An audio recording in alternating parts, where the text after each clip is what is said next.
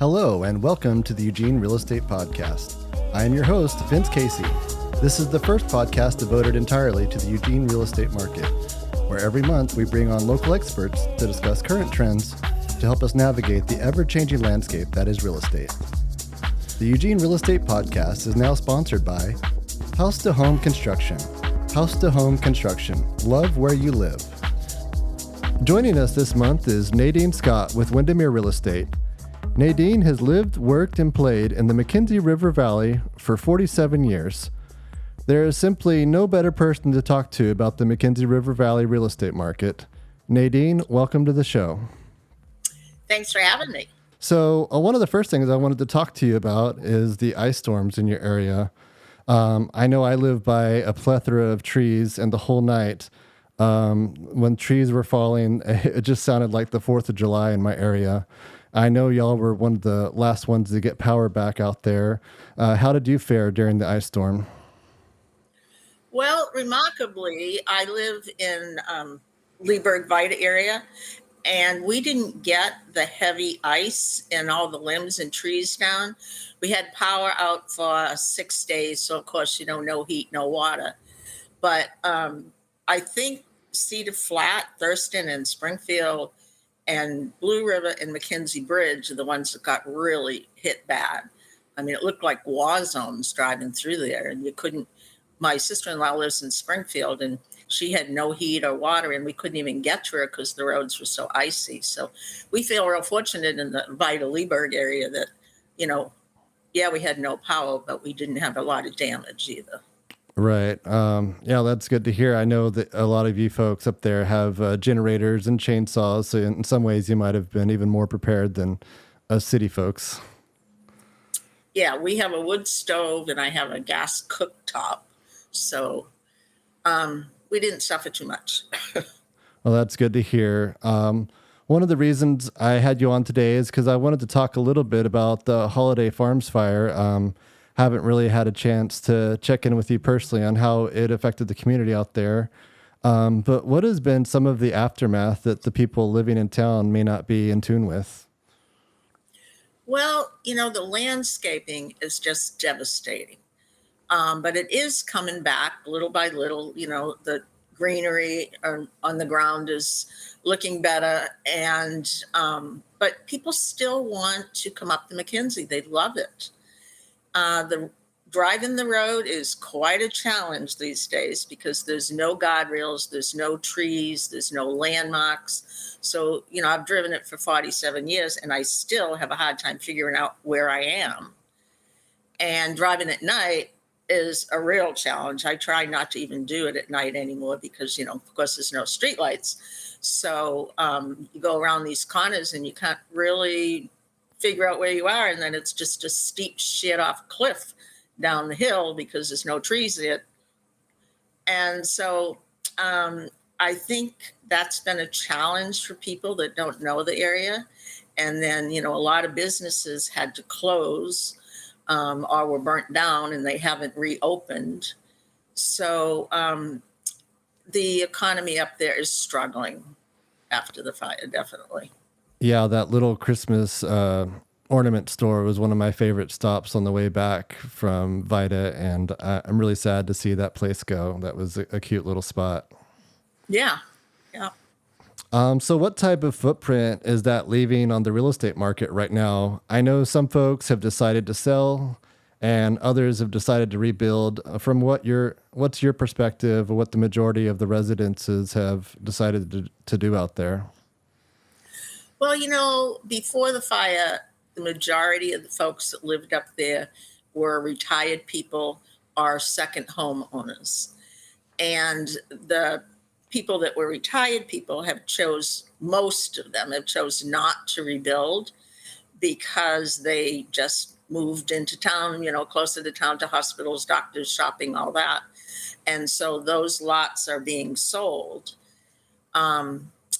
The interesting part is it's kind of a younger generation that's now moving in there and buying these properties for second homes or VRBOs, which is great for the community because they I hate to say that, but the younger generation, when they go on vacation, they don't want to cook. They don't, you know, want to entertain. They don't want to do yard work. So those people are bringing business into the community, which is great.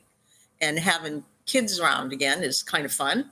So, um, yeah, I think, property values have actually increased after the fire, which is amazing to me.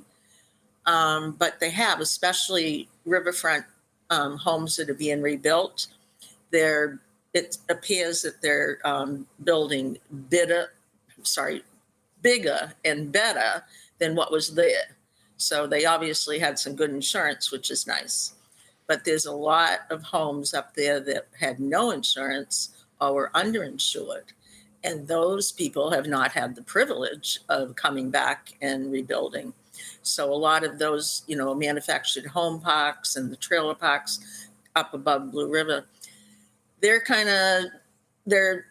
redeveloping them now, but it's been a long haul for them, and it's been a horrible expense for the people that lost their homes and couldn't come back. They were in hotels for 3 years.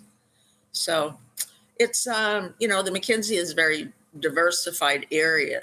You have all types of people, working class and middle class and the less fortunate and all of that. So it really depends on, where you fall into that bracket, how you're surviving. Yeah, it's amazing to see the log cabins and A-frame construction being replaced with a much more modern approach to design and building.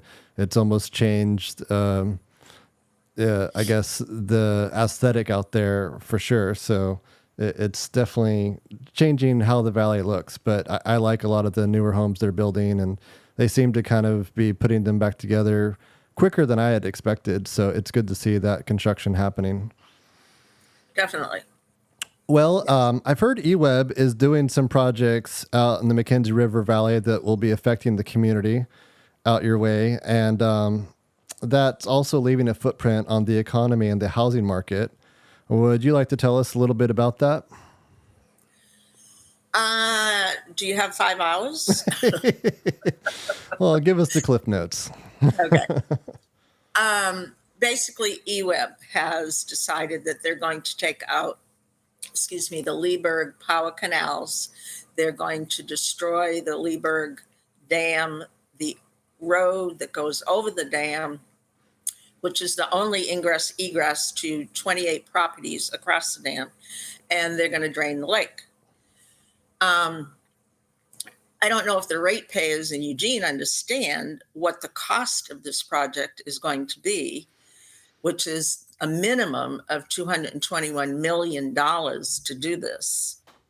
My feeling is there's really no reason to take out the dam because it does not produce power.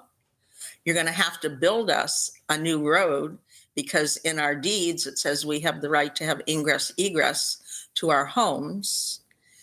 The fish hatchery depends on the water from the Leeburg Lake. Tourism is our only economy up the McKenzie.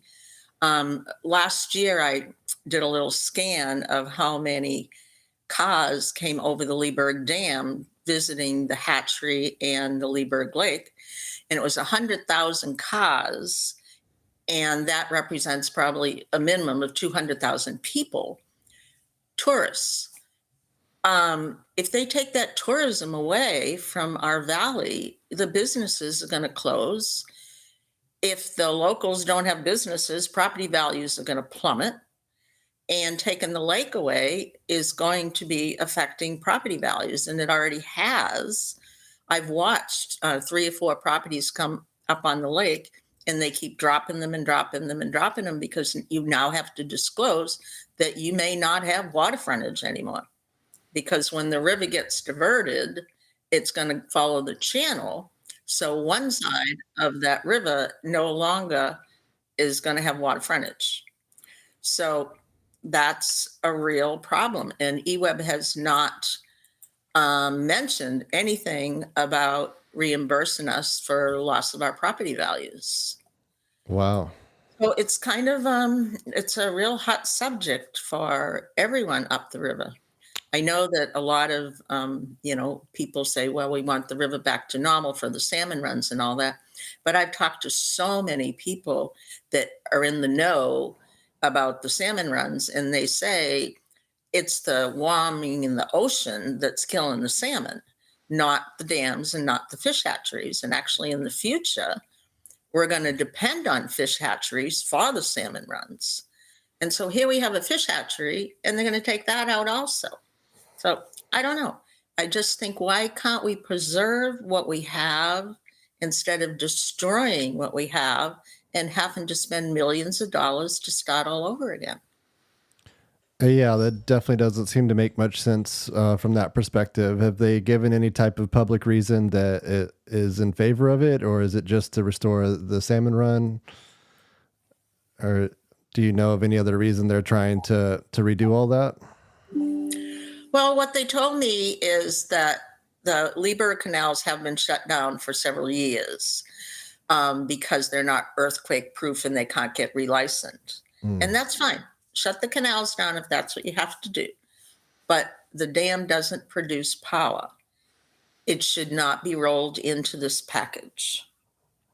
Yeah. If the dam doesn't produce, they keep saying, well, FERC won't relicense the dam.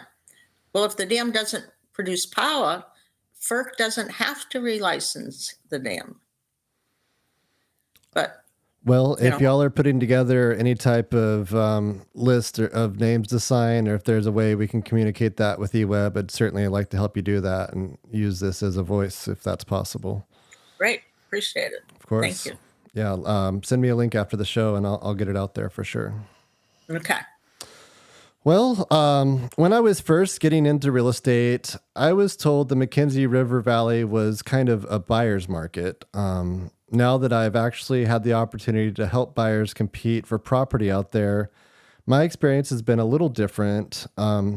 It seems a property on the side of the highway that doesn't have much blockage from the road noise does have a tendency to live on the market a little bit longer.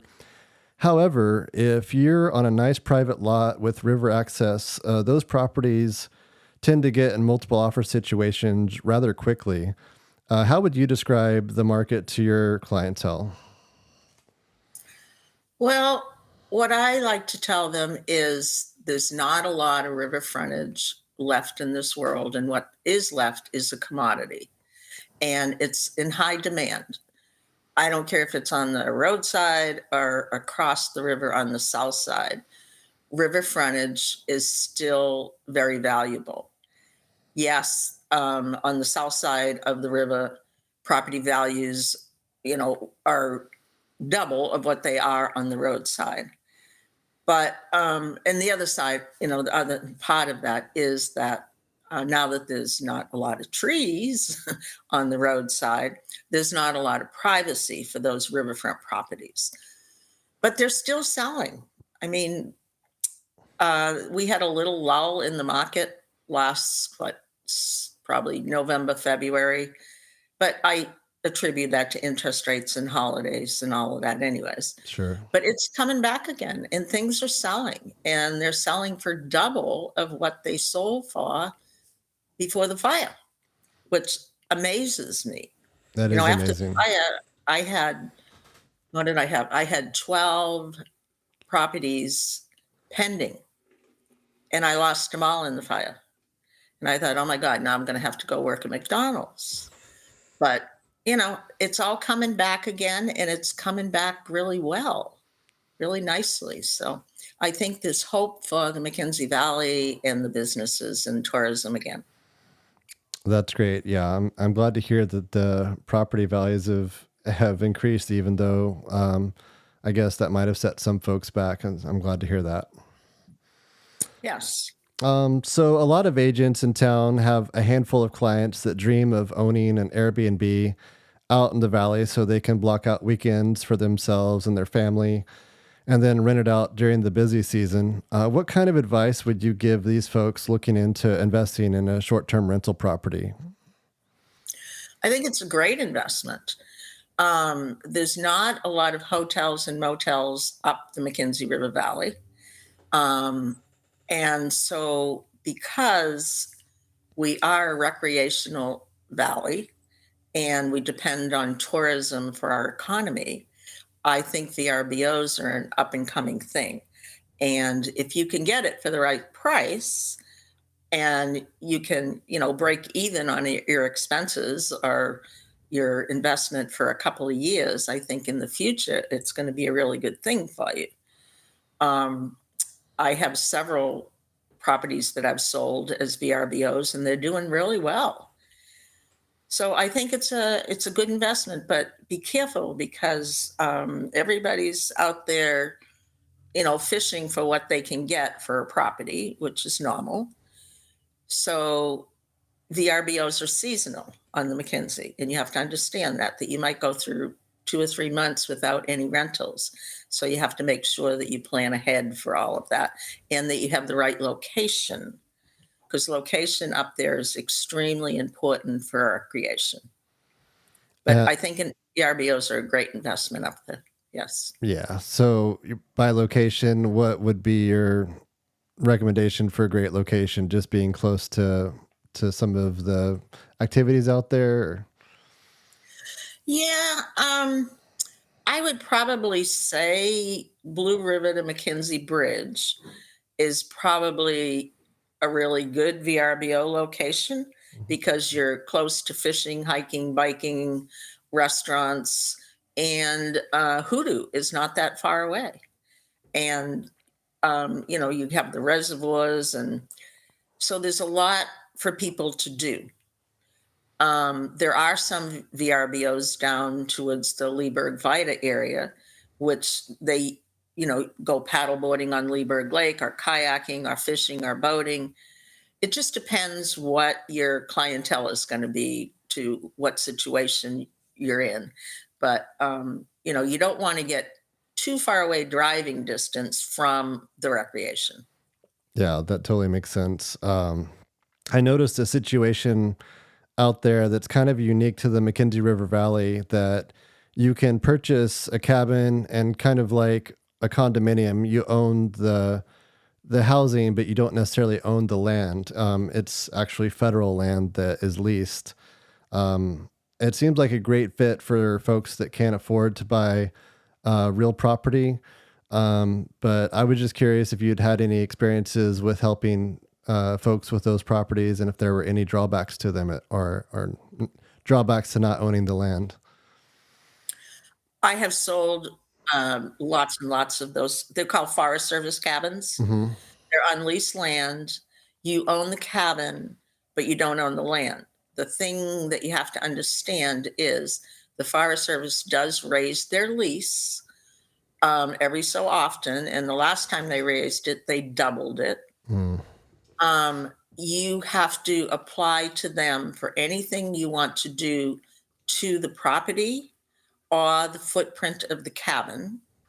It's public land, so anyone can walk through your property, go out to the river to fish, do whatever they want to do. So you have to be, willing to put up with all that. You can't plant any like flowers or anything like that. Everything has to be kept native. You can't cut down a tree unless they approve of it. So you're under a lot of restrictions. But for some people, that's the perfect way. They don't have to maintain the property. They don't have to do anything. And the other drawback of it is that you can't rent them out, and you can't live there full time. So it has to be a recreational property. Gotcha. All right. Yeah, thanks for explaining that. I'm not sure a whole lot of individuals in town are aware of those situations, so that's really good information. So I know you spend a lot of time out on the river yourself. Whenever I first started at Windermere, and we looked at all the agents' photos, and everybody's kind of sitting there looking prim and proper with their suits and their nice outfits on, and then they have you sitting in a drift boat with the line in the water. And I thought that was such a great way to kind of get the message out to people. That's what you do. What's your favorite activity to do on the river out there? Well, we live on Leeburg Lake, and I don't swim, but I go out every night in my boat by myself. I say every night, whenever I can, by myself, and I go all the way up to the Good Pasture Bridge and turn the motor off and just float on home. And I call it my attitude adjustment hour. Sounds like Yes. a great way to do a little reset before you go to bed. Yes. And the reason why I'm in a boat for that photograph is because we actually had a river guiding business, and I did run the river rafts and all of that. So I thought that would just be a fun way to say who I am. Yeah, absolutely. Yeah, Nadine has been out there for a long time. She knows everybody out there. She has worked in multiple businesses besides real estate. I've referred clients to her as well. So I highly recommend her for anyone looking to get really down and dirty in the McKenzie River Valley. There's not a question out there that I don't think she could know the answer to or find out really quickly. So we're about out of time. Do you have any other advice that you'd like to give to people that are shopping for property out in the McKenzie River Valley? Yeah, I always tell them move to a place that moves you. I like that. Yeah, I know there's a lot of people that fall in love with the beauty of the McKenzie River Valley, but then don't quite understand how far away from town and other amenities they might be getting. So one of the things that I usually say is just be sure that you're okay with, driving into town and planning your meals and whatnot accordingly, so you can make your trips really executional, I guess. But I think yours sounds a lot better. Well, Move to a place that moves you. I like it. thanks. Well, that's our show, folks. I'd like to thank our guest, Nadine Scott, for coming on today. I'd like to thank our sponsor, House to Home Construction. And I'd like to thank all of you for listening. Next month is our 1-year anniversary show. And the first episode of season 2, we will be bringing back Matt Powell to do a recap of the past season. Good night, and we'll see you next time. If you have a question for the show, feel free to email us at eugenerealestatepodcast@gmail.com. If you would like to work with Vince Casey as a buyer or seller, please email him at vincecaseyrealestate@gmail.com. Be sure to mention this podcast with House to Home Construction to receive up to $500 off any roof bid from a competitor in writing.